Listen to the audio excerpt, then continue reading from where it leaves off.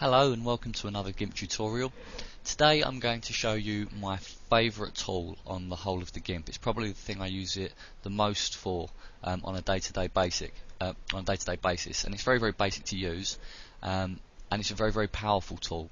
That tool is curves. Now what I'm going to be using it for today is to change the contrast of this particular image that you're looking at now. The image itself isn't a bad image, but for my liking it's a little bit too grey and a little bit too flat, and it's not nearly as vivid as I really remember it or as I'd want it to appear. So what I'm hopefully going to try and achieve is to take this grey flat image and make it a little bit more vivid by bringing out some of the colours and increasing the contrast. So this is the final effect that we're going to go for, and as you can see here, the oranges and yellows and reds and blues have all become much more vivid, whereas the dark greys and the kind of dark waters as well have become much more deeper, so the overall contrast of the image is increased.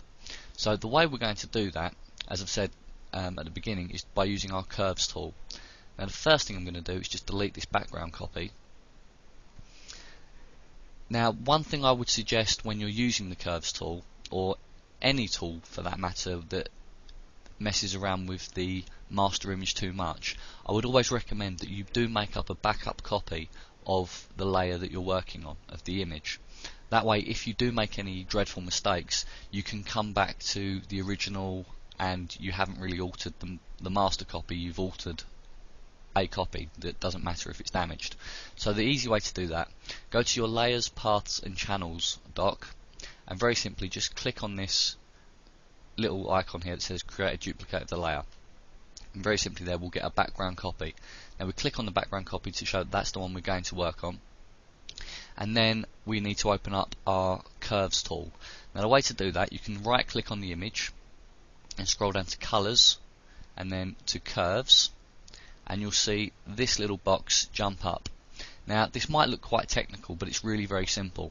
This straight line represents the value of the grey pixels, or the value of any pixels.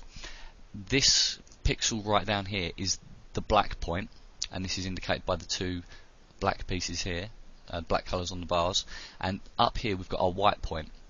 So this is the whitest pixel value on the image, and this is the darkest pixel value on the whole image, and everywhere in between is going to be one of these shades of grey. And what happens is when we pull this line, or we manipulate the value of those lines, the background image itself will change. And that might sound quite complicated, but really it's very simple, and the best thing to do with curves is just open it up with a background image and just play around with it for yourself to see what the actual effect is.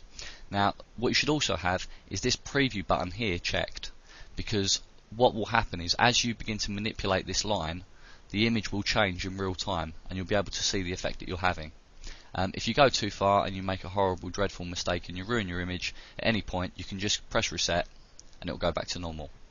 Now what we want to do is a very simple maneuver with our curves tool. We're just going to create something called an S-curve, a very basic S-curve, and what this S-curve will do is make the black tones blacker and the white tones or the light grey tones lighter. So obviously that will increase the contrast range in our image, and to do that we just very simply pull down on our line at one point, and we're just going to drag this up a little bit as well.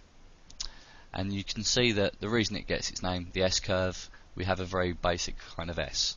And you can see the difference I've already made there. It has become much more vivid and the basic change has been made that I was going for. But this isn't quite perfect, so what I'm going to do is just play with these values ever so slightly until I get something a bit more like that. And that's actually pretty much what I'm looking for. If I ever want to check the difference, I can just uncheck the preview and we get our original image back, and that's the difference we made, and that's really the kind of effect I was going for. So I'm just going to press OK, and that's the job done. It's as simple as that. There is another thing we can do with the curves tool. We can use it to remove color casts from an image, but I'm going to talk about that in a later tutorial for improving night shots. I hope you find the tutorial very useful. I certainly think you are going to find the curves tool useful because, as I say, it's the one I use the most often just for editing my own digital photographs, and I hope you found this tutorial helpful. Goodbye.